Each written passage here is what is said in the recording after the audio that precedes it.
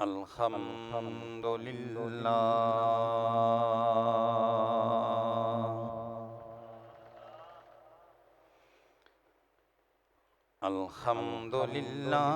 वकफ़ा वस्सलातु वस्सलामु अला सय्यिदिल वरा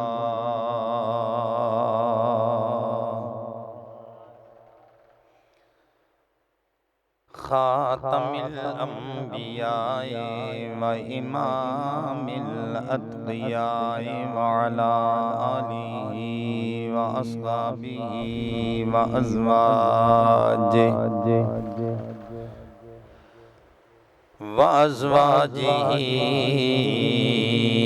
व अशीरतिहि व इतरतिहि व जमीइ औलादिहि व अलैना अजमईन।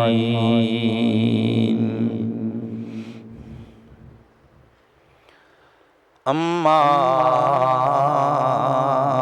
बअदु फ़अऊज़ु बिल्लाहि मिनश शैतानिर रजीम। बिस्मिल्लाहिर रहमानिर रहीम। क़ाल अल्लाहु तबारक व तआला फ़ी कलामिहिल मजीद व फ़िल फ़ुरक़ानिल हमीद।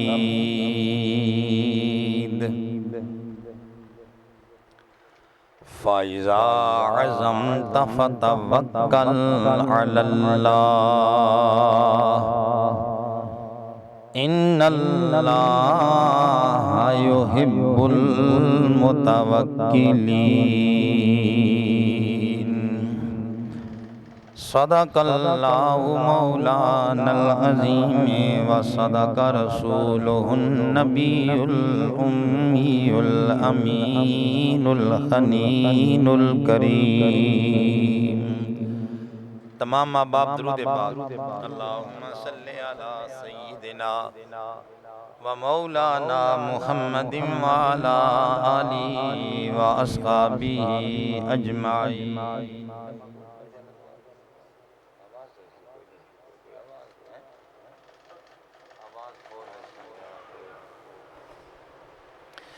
सारे अहबाब मिलकर दुरूद पाक पढ़े। अल्लाहुम्मा सल्लि अला सय्यिदिना व मौलाना व मलजाना व मअवाना मुहम्मदिन व अला आलिहि व अस्हाबिहि अजमाइन। सलातम व सलामन अलैका या सय्यदी या रसूल अल्लाह व अला आलिका व अस्हाबिका या सय्यदी या हबीब अल्लाह।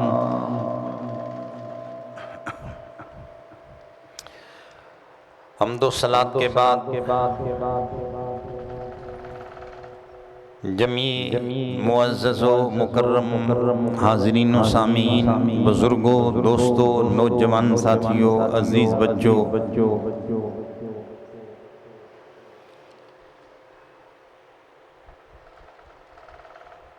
माहे सफ़रुल मुज़फ़्फ़र की आमद है और माहे मुहर्रम अपने इख्तिताम को पहुँच रहा है। जैसा कि आप जानते हैं, हमारे मुआशरे के अंदर बहुत सारी ऐसी चीज़ें हैं जिन चीज़ों को हम अपनी अटकल पच्चू से और अपने दिमाग से खुद ही वज़ा करते हैं और खुद ही हम उन चीज़ों का मुआशरे के अंदर इंतशार करते हैं, जबकि उन चीज़ों का इस्लाम के साथ कोई ताल्लुक नहीं होता। तो सफ़रुल मुज़फ़्फ़र का महीना, यानी जो महीना आने वाला है, लोगों का एक ख्याल है, उनका गुमान है कि ये जो सफरुल मुज़फ़्फ़र का महीना होता है, कहते हैं कि ये मनहूस महीना होता है।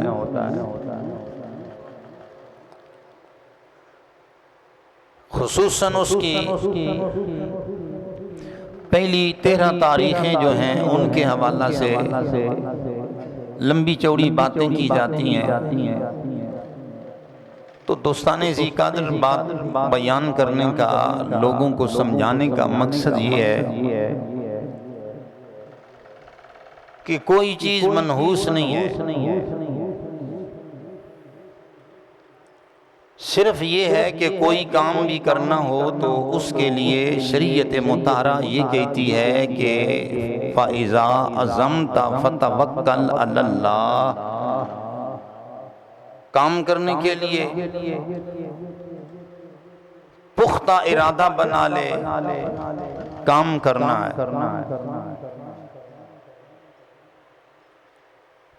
पुख्ता मुस्तहकम इरादा बनाकर काम करो, ये ड्यूटी है। और फतवक्कल अलल्लाह, अल्लाह की ज़ात पर तवक्कुल। तवक्कुल का मतलब ये है कि अपने आप को आजिज़ मानकर काम को अल्लाह की ज़ात पर छोड़ देना, अल्लाह पर एतमाद करना, रब की ज़ात पर ट्रस्ट करना कि अल्लाह काम करेगा। इसको तवक्कुल कहते हैं। बोलो क्या कहते हैं? ये नाम हम बोलते हैं, गाहे बगाए सुना जाता है। बाज़ दफ़ा इन चीज़ों को जिक्र किया जाता है, लेकिन जब तक मुआशरे में इस चीज़ का रुझान है अमल के एतबार से, वो खाल खाल कहीं कहीं शायद ही कोई बंदा अब तवक्कुल वाली जिंदगी बसर करता हो। हर कोई अपनी मनमानी से, अपने अटकल पच्चू से काम करने के लिए इरादे बांधता है, मंसूबे तैयार करता रहता है, और वो समझता भी यही है कि जो कुछ मैं करता हूँ वही होता है। लेकिन हकीकत ये है कि बंदा आजिज है और काम तो सारे रब बनाता है। हम मुसलमानों के अंदर सबसे बड़ी चीज जो जिससे हमें माजी में नफा हुआ, जिससे हमारा माजी रोशन रहा, और जिन चीजों की वजह से हमारे बड़ों के सर पर इज्जत की पगड़ियां सजती रहीं, वो ये था कि वो रब की जात पर तवक्कुल बड़ा करते थे। अब हमारा तवक्कुल नहीं रहा। हम 13 तेजियां कहते हैं कि ये सफर मुज़फ़्फ़र के पहले 13 दिन तो बड़े ही मनहूस हैं। हम इरादे बांधते हैं, मना किया जाए कि सूद नहीं लेनी, कहते हैं सारा जहान ले रहा है, मौलवी साहब हमें मना करते हैं। जब सारा जहान सूद ले रहा है तो हम भी लेते हैं, अब सूद न ली जाए तो गुजारा ही कोई नहीं। तो रब की जात पर तवक्कुल तो कोई नहीं। नमाज का टाइम हो जाता है, दुकान बंद नहीं की जाती। पूछें भाई दुकान बंद करके नमाज क्यों नहीं पढ़ते? वो कहेगा मैं मुलाजिम हूं, दुकान किसी की है, अगर मैं नमाज पर चला जाऊं तो वो तो मेरी छुट्टी करवा देगा। तो इसको ये ख्याल है कि मुझे जो तनख्वाह मिलती है या जो कुछ मुझे मिल रहा है यही देगा। अगर रब पर तवक्कुल होता तो उसको कहता कि रिज़्क तू नहीं देता, रिज़्क वो रब देता है। दुकान को नहीं छोड़ता, मेरी मुलाजमत चली जाएगी, मेरी नौकरी चली जाएगी। होता है या नहीं? बोलो। बदशगुनियां इतनी हैं कि आप हैरान हो जाएं। आप कोई बात कर रहे हैं, दरमियान में कोई बंदा बोल बैठा, उसने तुम्हारी बात को काट दिया, समझा जाएगा इसकी जबान काली है। काली जबान वाला है, ये जो बात करता है वो हो के रहती है, लिहाजा अब इस काम में खैर नहीं है, ये काम हम नहीं करते। ये बोल पड़ा है। इसी तरह बच्चों की शादी करनी है, अब दिन बांधने लगे हैं। एक बंदा बोला, कहने लगा कि मंगल वाले दिन बारात ले आएंगे। दरमियान से साहिब खड़े हो जाते हैं, कहते हैं मंगल वाला दिन तो मनहूस होता है, वो तो दिन नहीं, ठीक नहीं है। कोई आदमी कतारों में खड़े हैं, जिस बंदे का 13 नंबर आ गया वो कहेगा 13 नंबर तो मनहूस है, ये कोई चंगा नंबर नहीं है, लिहाजा लगता है कि मेरी शामत आनी है, मेरा काम नहीं बनना। तो बात आप दोस्तों को समझाने का मकसद ये है कि हमारे मुआशरे में रब की जात पर तवक्कुल थोड़ा है और अपनी सोच विचार का घोड़ा दिन ब दिन तेज दौड़ता जा रहा है। जो कुछ अकल कहती है हम उसके पुजारी बन गए हैं, रब की जात पर तवक्कुल कोई नहीं है। हालांकि तवक्कुल ये सिखाता है कि फ़इज़ा अज़मता फ़तवक्कल अलल्लाह, रब फरमाता है तेरा काम है इरादा करना, पुख्ता इरादा बांधना। तू ये कर तो फिर अल्लाह की जात पर तवक्कुल कर, फिर देख के तेरा काम होता कैसे है। जंगे ओहद हुई ना, जंगे ओहद, नाम तो तुमने सुना होगा, अबू सुफियान कहते हैं रजी अल्लाह ताला अन्हु। जंगे ओहद के अंदर ये मुसलमानों के खिलाफ लड़ रहे थे। जब मक्का फतह हुआ तो उस वक्त ये इस्लाम ले आए और वो बाद में हुआ। जंगे ओहद में ये लड़ रहे थे मुसलमानों के साथ, आमना सामना हुआ तो हुजूर को अबू सुफियान ने एक बात कही, कहने लगा ए मुहम्मद, इस साल तो ये जंग हो रही है ना, अगले साल बदर का मैदान होगा और हमारी और तुम्हारी फिर जंग होगी। हुजूर को कहने लगा, कौन? अबू सुफियान अभी इस्लाम नहीं लाए। तो हुजूर नबी करीम ने उन्हें कह दिया कि ठीक है, सरकार ने फरमाया ठीक है, अगर जंग करना चाहते हैं तो दोबारा एक बार पहले बदर सज चुका है, फिर आ जाएंगे, देख लेंगे बदर में क्या होता है। अबू सुफियान भी चला गया और हुजूर भी मदीना पाक में वापस आ गए। अबू सुफियान मक्के में चला गया, तैयारियां बांधने लगे। दोनों जानबों से तैयारियां होने लगी कि आइंदा साल बदर के मैदान के अंदर फिर जंग होगी।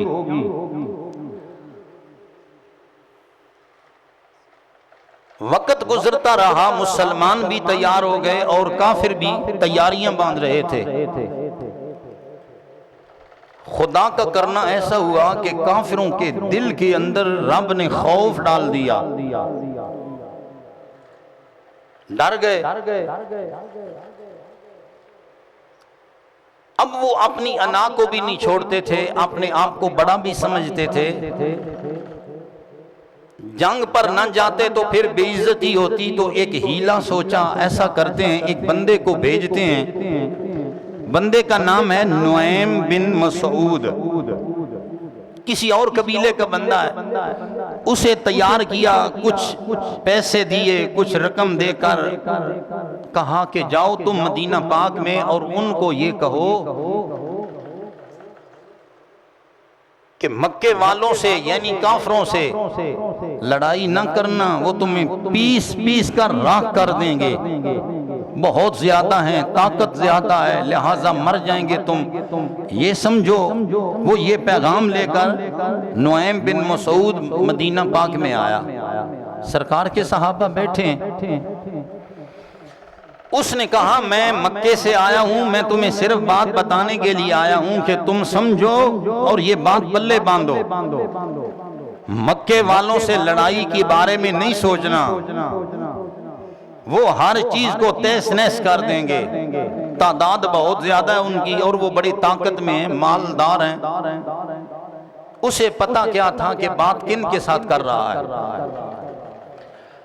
हम तो जंग का सुनते हैं या जिहाद का सुनते हैं, हम पर राशा तारी हो जाता है। ये आप फलस्तीन के अंदर हालत देख रहे हैं, हमारे अपने मुल्क की बात नहीं कर रहा, सारे इस्लामी ममालिक को देख लें, वहां क्या होली खेली जा रही है। छोटे छोटे बच्चे हैं, उनको ज़िबा कर देते हैं। इस्राइल ने ये तमाशा बना रखा है कि वहां पर फलस्तीनी नौजवान बच्चियों को सरे बाजार कत्ल कर दिया जाता है, नौजवानों को वहां फांसी पर लटकाया जाता है। और तकरीबन 56 इस्लामी मुल्क हैं, वो ठोड़ी पर हाथ रखकर मुंह में दही जमा कर बैठे हैं, तमाशा देख रहे हैं कि होता क्या है। मुझे ये फरमाएं कि अगर एक इमाम हुसैन होते तो वो मंजर देखते, अगर एक फारूक आजम होता तो वो ये तमाशा देखते। असल वजह यह है कि अब हमारे हथियार कुछ और हैं। उन लोगों का हथियार था तवक्कुल, अल्लाह की जात पर तवक्कुल, और हम तवक्कुल करते हैं गोली पर, हम तवक्कुल करते हैं अपने जहाजों पर, हम तवक्कुल करते हैं अपने शाहीनों पर और मिसाइलों पर, बंदूकों पर, गोलियों पर, टैंकों पर। ये चीजें तो चरागे राह हैं, मंजिल तवक्कुल है, अल्लाह की जात पर तवक्कुल। तो वो क्या होली खेल रहा है। एक मुल्क है और 56 इस्लामी ममालिक उसके सामने यरगमाल बने हुए हैं। लेकिन उस वक्त ये मामला ऐसा न था। जब उधर से नुआइम बिन मसूद मदीना पाक में आकर कहने लगा ना भाई उनके साथ जंग न करना, वो तादाद में बहुत ज्यादा हैं और मिलिया मेट कर देंगे।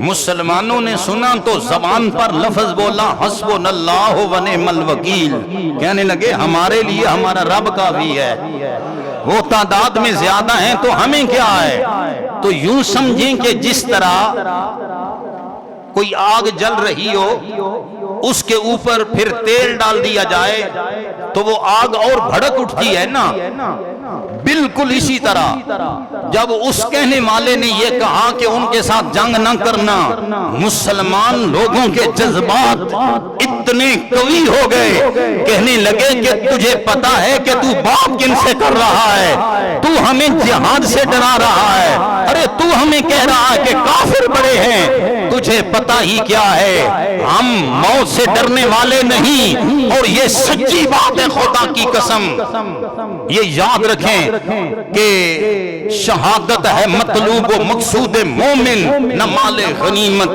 न किश्वर कुशाई, और दो आलम से करती है बेगाना दिल को, अजब चीज है लज्जत आशनाई। उन्होंने कहा हम तो मरने के लिए तैयार हैं, और मर भी गए तो हम मिटते नहीं हैं। बोलो, मर भी गए तो मिटते नहीं हैं, मुक नहीं जाएंगे। कहने लगे इकबाल ने भी यही कहा, वो कहते हैं कि लहद में यही गैबो हुजूर रहता है, लहद में भी यही गैबो हुजूर रहता है, अगर जिंदा हो तो ये दिल ना सबूर रहता है।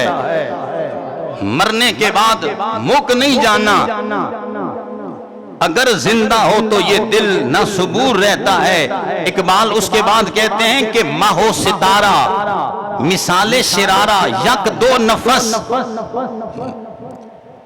चांद सूरज की बात करते हुए ना इकबाल ये बात समझाते हैं, अगर आपको समझ आ रही है तो।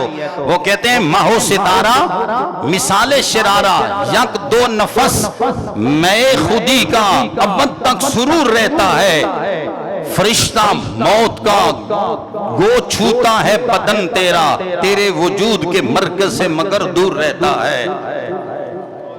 चलो समझ ना आई भी सुभान अल्लाह तो बनती रहती है।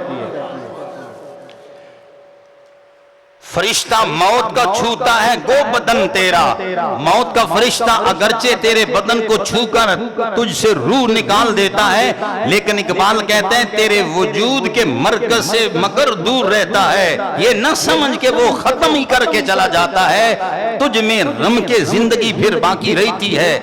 उनको इन बातों का एहसास, उन्होंने कहा हम तैयार हैं, उन्हें जाकर पैगाम दो, हम डरने वाले नहीं, हमने तुम्हारी बात सुन ली है और अब तैयारी बांधो। मुसलमान लोग तैयार होकर मैदान में पहुंच गए। वक्त आने पर बदर के मैदान में पहुंच गए और वो तो डर चुके थे, मरऊब हो चुके थे, वो आए कोई नहीं, वो बदर में काफिर आए कोई नहीं और मुसलमान जाकर डेरा लगाकर बैठे हैं। अल्लाह ताला की जाते पाक को इन मुसलमान लोगों की ये आदत इतनी चंगी लगी, इतनी चंगी लगी कि खुदा ने कुरान की आयत उतारी।